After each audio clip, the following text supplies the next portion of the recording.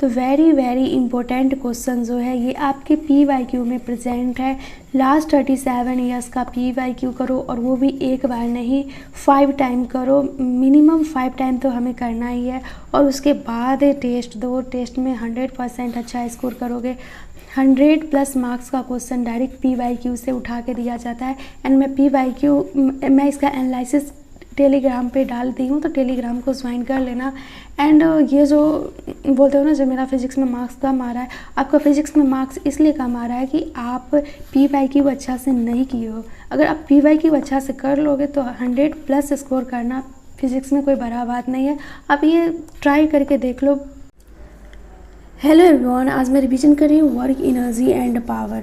तो देखो यहाँ पे जो A × B मैं करके लिखी हूँ, हो सकता है cos I and sin I करके कुछ दिया हुआ रहे, sin/2 एंड cos/2 करके कुछ दिया रहे, तो उसको हम लिखेंगे A × B I कैप, मतलब कि I कैप वाला को एक साथ लिखेंगे एंड J कैप वाला को एक साथ लिखेंगे, A × B J कैप। और इस टाइप का क्वेश्चन PYQ में पूछा गया है। एंड नेक्स्ट है cos A - B। तो cos A - B हमें पता रहना चाहिए कि इसको किस फॉर्म में लिखते हैं। तो cos A - B को यहाँ पे माइनस है तो यहाँ पे प्लस लिखेंगे, फिर cos A लिखेंगे, फिर cos B लिखेंगे, cos वाला को एक साइड लिखेंगे एंड sin वाला को एक साथ लिखेंगे। नेक्स्ट हमें याद रखना चाहिए AC = B² R। अब ये क्या है, अगर नहीं पता है तो आपने PYQ ढंग से नहीं किया है, आप जाके लेक्चर देख लो। V को हम ओमेगा × R भी लिख सकते हैं। फिर आता है work done by all forces = change in energy होता है, इसको बोलते हैं वर्क एनर्जी थ्योरम। एंड यहाँ पे जो वर्क लिख सकते हैं वो ग्रेविटी के द्वारा होता है और फ्रिक्शन के द्वारा होता है, कुछ भी लिख सकते हैं। और यहाँ पे ½ mv² final minus ½ mv² initial लिखेंगे।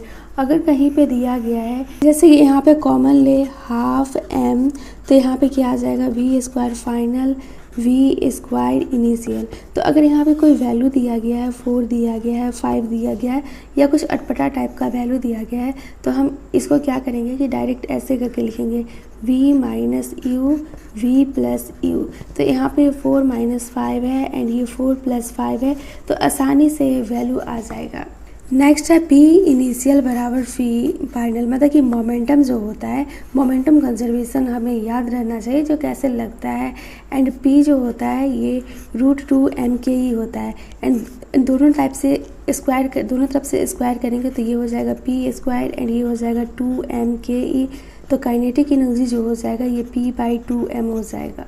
एंड ये क्वेश्चन PYQ में पूछा गया है, तो ये सब को ध्यान में रखना। काइनेटिक एनर्जी इंक्रीज करता है 300% से, तो मोमेंटम में चेंज कितना होगा, तो पहले मोमेंटम में चेंज कितना होगा तो इसको हम बहुत टाइप से निकाल सकते हैं, बट जिस टाइप का वैल्यू दिया गया है ना उस टाइप से देख लो। यहाँ पे 300% दिया गया है, यहाँ पे बाई करके लिखा गया है, तो K फाइनल जो हो जाएगा ये 400 हो जाएगा। तो K फाइनल जो है ये 400 आया है। एंड परसेंटेज को हटाने के लिए यहाँ पे 100 से डिवाइड कर देंगे एंड फिर यहाँ पे ये जो K इनिशियल जो आया है वो 100 आया है, तो परसेंटेज हटाने के लिए यहाँ पे 100 से डिवाइड कर देंगे तो ये K आ गया एंड ये 4K आ गया। एंड शॉर्टकट में हमें याद रखना है ये वाला, अगर सिंपल वैल्यू दिया गया है ना तो शॉर्टकट आसानी से याद रख लेना, तुरंत आंसर आ जाएगा। K2/K1 ½ - 1 × 100। अब K2 पुट करेंगे, यहाँ पे पुट करेंगे 4K एंड इधर पुट करेंगे K एंड ये हो गया ½ - 1 × 100। तो 4K से K कट गया तो ये हो गया 2 1/2 - 1 × 100। बस सिंपल कैलकुलेशन करना है, हमारा आंसर आ जाएगा। एंड अगर कहीं पे इस टाइप से क्वेश्चन दिया गया, वेलोसिटी इधर है फिर वेलोसिटी इधर है, तो यहाँ पे डायरेक्ट मत कर देना, वेक्टर याद आना चाहिए।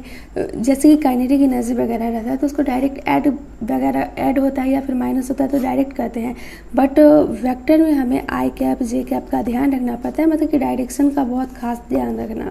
अगर इधर जाएगा तो पॉजिटिव में होगा एंड इधर जाएगा तो माइनस में होगा, इधर +I कैप होगा एंड इधर -I कैप होगा। एंड एरिया ऑफ ट्रेपेजियम हमें याद रहना चाहिए 1/2 A + V × height. Stable equilibrium जो होता है ये du/dr 0 होता है। पोटेंशियल एनर्जी जो है ये इंक्रीज करता है अगर वर्क अगेंस्ट काम करता है कंजर्वेटिव फोर्स के तो। एंड ये वाला याद रखना, ये तो हर टीचर करवाते ही हैं। टेंशन के लिए सिंपल याद रखना 3mg 1 + cos theta. And velocity के लिए याद रखना VRG 3 + 2 cos थीटा।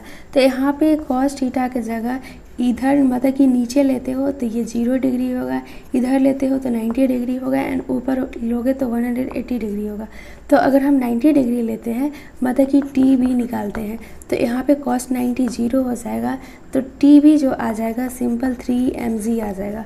वैसे ही वेलोसिटी निकाले तो वेलोसिटी निकालते हैं ए के लिए, तो वेलोसिटी ए के लिए निकालेंगे तो थीटा जो हो जाएगा ये 0 हो जाएगा, तो cos 0 जो होता है ये 1 होता है, तो ये 3 + 2 5 हो जाएगा। तो VA पे आएगा वैल्यू √5RG। VA आया है √5RG। अगर यहीं पे स्ट्रिंग नहीं रह के कोई रॉड वगैरह रहता तो ये √5RG के जगह √4RG होता है। एंड ये टेस्ट वगैरह में इस पर क्वेश्चन पूछा जाता है, तो ध्यान रखना √5RG करके क्वेश्चन बनाओगे तो वो रॉन्ग हो जाएगा। एंड फिर इस टाइप का भी क्वेश्चन PYQ में दिया गया है, कोई ऑब्जेक्ट नीचे आ रहा है तो देखो इसमें सिंपल हमें मैकेनिकल एनर्जी कंजर्वेशन लगाना है U + KE initial and U + KE final. And ये कंप्लीट कर लेगा सर्किल जस्ट, तो उसके लिए हम फॉर्मूला अप्लाई करते हैं V = √5RG। तो हमें यहाँ पे हाइट निकालना है, तो सिंपल सारा चीज़ का वैल्यू पुट करेंगे हमारा आंसर आ जाएगा। स्प्रिंग के लिए एनर्जी जो होता है ये ½ होता है। एंड हमें पता है work done by all forces is equal to change in kinetic energy होता है। तो अगर हमें वर्क निकालना है स्प्रिंग के लिए, मतलब कि ये इस टाइप से स्प्रिंग है एंड इसको जो है इसको नीचे मतलब कि इसमें जब ये मास अटैच किया गया है तो ये नीचे आ गया है इतना। तो अब हमें इसके लिए वर्क लिखना है, तो W बराबर होता है F × S। तो FS cos 180 डिग्री लिख सकते हैं, एंड cos 180 जो होता है ये -1 होता है। तो जो हम वर्क लिखेंगे स्प्रिंग के लिए वो -½ kx² हो जाएगा। एंड वर्क जो लिखेंगे ग्रेविटी के लिए तो वो सिंपल W बराबर F × S होता है। तो नीचे में mg लगेगा एंड ये हाइट x है तो x यहाँ पे लिख देंगे। And work done by friction जो होता है ये हमेशा निगेटिव होता है, इस बात का ध्यान रखना, क्वेश्चन में बहुत हेल्प मिलेगा। पावर जो होता है ये वर्क डन बाय टाइम होता है, सबको पता है। फिर इसको W को लिख सकते हैं FS एंड नीचे लिखेंगे T। तो वेलोसिटी जो होता है ये डिस्प्लेसमेंट बाय टाइम होता है, तो ये F × V हो जाएगा। एंड फिर हम ये पावर जो आया है F × V इसको और थोड़ा एक्सपांड कर सकते हैं, क्योंकि इस टाइप का क्वेश्चन पूछा गया है PYQ में। फोर्स को लिख सकते हैं मास × एक्सेलरेशन एंड इसको लिखेंगे V। एंड एक्सेलरेशन को लिख सकते हैं dV/dt। एंड अब जिस फॉर्मेट में हमसे पूछा गया है अब हमें इंटीग्रेशन करना है या डिफरेंशिएशन करना है, वो क्वेश्चन को देख के डिपेंड करेगा। नेक्स्ट है पावर। पावर के लिए वर्क डन बाय टाइम भी फॉर्मूला होता है, बट इस टाइप का क्वेश्चन PYQ में पूछा गया है। तो पावर के लिए हमें प्रेशर × वॉल्यूम बाय टाइम भी याद रखना है। एंड 1 मीटर क्यूब जो होता है ये 10⁻³ लीटर होता है, तो ये वाला ध्यान रखना, ये भी PYQ में पूछा गया है। नेक्स्ट है लॉस होता है 10% का, ओनली 90% इनपुट यूज़ किया जाता है पावर जनरेट के लिए। तो क्या होगा, तो सिंपल पावर जो होगा वो वर्क डन बाय टाइम होगा। एंड यहाँ पे लॉस 10% किया गया है तो मल्टीप्लाई कर देंगे 90 से एंड परसेंटेज हटाएंगे तो नीचे में 100 से डिवाइड हो जाएगा। एंड इलास्टिक कॉलिजन के लिए ई जो होता है ये 1 होता है। एंड अब देखो इसमें वेलोसिटी कैसे निकालते हैं, V1 एंड V2 कॉलिजन कर जाता है तो इसका वेलोसिटी V1 हो जाता है एंड इसका V2 हो जाता है। तो इसको मान लो मास M1, इसको M2, इसको फिर से M1 एंड इसको M2। तो अब इसके लिए वेलोसिटी लिखेंगे तो सबसे पहले ब्रैकेट के बाहर लिख लो E1 एंड इधर U2 होगा। V1 के लिए लिखे चाहे V2 के लिए लिखे, इधर U1 होगा एंड इधर U2 होगा। फिर V2 में देखें तो इधर U1 होगा एंड इधर U2 होगा। अब हमें ये V1 देखना है, जहाँ पे V1 होगा वहाँ पे M1 - M2 होगा। तो V1 है तो M1 - M2 होगा, नीचे में M1 + 2 M1 + 2 M1 + 2 M1 + 2 common है। एंड उसके बाद जो बचा है वो 2M2 हो जाएगा। फिर यहाँ पे भी देखें तो ये 2 है, मतलब कि जो जिसका इनिशियल वेलोसिटी 2 होगा वहाँ से हमें M2 - M1 करना है। एंड जो बच गया उसमें M2 किए हैं तो m1 वाला बच गया तो उसको यहाँ 2m1 लिख देंगे। एंड हमें पता है इलास्टिक कोलिजन के लिए 1 होता है, तो क्वेश्चन जो यहाँ पे -m2 जो लिखा हुआ है इसके पहले लिखा हो सकता है em2, मतलब कि em2 लिखा हुआ रहता है, बट इलास्टिक कोलिजन होने की वजह से e का वैल्यू 1 हो जाता है। एंड ये 2m2 जो है यहाँ पे 2 है, तो 2 कैसे आया है, पहले e होगा प्लस 1 होगा, तो e इलास्टिक कोलिजन जो होता है ये 1 होता है, तो 1 + 1 2 हो जाएगा, तो इसी के लिए यहाँ पे 2m2 है। एंड इस फॉर्मेट में भी क्वेश्चन पूछ लिया जाता है, तो याद रखना। एंड यहाँ पे भी देखिए 2 कैसे आया है, तो पहले इधर हो जाएगा 1 + e, तो e इलास्टिक कोलिजन में e का वैल्यू क्या होता है, 1 होता है। एंड यहाँ से हमसे क्वेश्चन पूछा जा रहा है कि after collision fraction of energy जो लॉस्ट होता है कोलाइडिंग बॉडी ए का वो कितना होगा। तो कोलाइडिंग बॉडी ए के लिए लिखे तो ये डेल्टा KF बाई इनिशियल हो जाएगा। डेल्टा KF क्या होता है, K final minus K initial by K initial, तो इसको हम लिख सकते हैं K final by K initial. And ये K इनिशियल से कट जाएगा तो ये K final by K initial -1 होगा। तो यहाँ पे हमसे बॉडी ए के लिए पूछा जा रहा है, तो काइनेटिक एनर्जी लिखेंगे तो ये हो जाएगा ½ mv² फाइनल एंड ½ mv², मतलब कि v नहीं, यहाँ पे इनिशियल वेलोसिटी दिया गया है तो इनिशियल की जगह u² लिखेंगे, तो वही यहाँ पे ये सब तो कॉमन है तो कट जाएगा, तो ये हो जाएगा v1² u1² -1, तो v1² हम इधर से फाइंड कर लेंगे। तो यहाँ पे देख सकते हैं u2 0 है, तो ये वाला पार्ट 0 हो जाएगा, सिंपल ये वाला कैलकुलेट कर लेंगे, यहाँ पे पुट कर देंगे। एंड u तो दिया ही गया है क्वेश्चन में, सारा पुट कर देंगे, हमारा आंसर आ जाएगा। एंड ये सब p/q है। एंड इस टाइप का क्वेश्चन टेस्ट सीरीज में भी बहुत आता है, कोई भी कोचिंग का टेस्ट सीरीज उठा लो, ये वाला वर्क एनर्जी एंड पावर से ये क्वेश्चन पूछा ही जाता है। देखो P इनिशियल बराबर P फाइनल होता है, जिसको कि हम मोमेंटम कंजर्वेशन बोलते हैं। एंड यहाँ पे E जो है तो E को लिखते हैं v2 - v1 and u1 - u2। ये देख के हमें याद आना चाहिए सेपरेशन एंड अप्रोच वाला। मैक्सिमम क्वेश्चन में हमें ये दोनों को अप्लाई करना पड़ता है, एक इक्वेशन इससे आ जाता है, एक इक्वेशन इससे आ जाता है, एंड कट पिट करके उसमें से हम वैल्यू निकाल लेते हैं। देखो ये सब क्वेश्चन p/q है, तो हमें यहाँ से पूछा गया है कंडीशंस फॉर कोलिजन, तो a एंड v है, कोई मान लो ये a है एंड ये v है, दोनों ऐसे करके चल रहा है एंड एक जगह आके ये कोलाइड कर जाता है, तो उसका कंडीशन हमसे पूछा है। ये r1 चला, इधर r1 होगा एंड इधर ये v1 चला, ये r2 है एंड इधर ये v2 चला है, तो इस कंडीशन में यहाँ पे आएगा तो ये कोलाइड कर जाएगा। तो यहाँ पे क्या है कि ये जो दोनों का होगा रिजल्टेंट वाला वो सेम होगा, तो r ये दोनों का सेम होगा, तो हम क्या करेंगे, सिंपल r1 + v1 को ऐड कर देंगे, या r2 + v2 को ऐड कर देंगे। बट हमें पता है हम मीटर एंड केजी को जोड़ नहीं सकते हैं, दोनों का यूनिट सेम रहना चाहिए। तो ये r1 + v1 जो लिखे हैं, तो वेलोसिटी क्या होता है, डिस्टेंस बाय टाइम, तो ये r1 हो गया एंड v1 में t से मल्टीप्लाई करेंगे तो डिस्टेंस आ जाएगा, क्योंकि वेलोसिटी बराबर डिस्प्लेसमेंट बाय टाइम होता है। एंड फिर ये r2 लिखेंगे एंड v को t से मल्टीप्लाई करेंगे तो ये भी डिस्टेंस में आ जाएगा।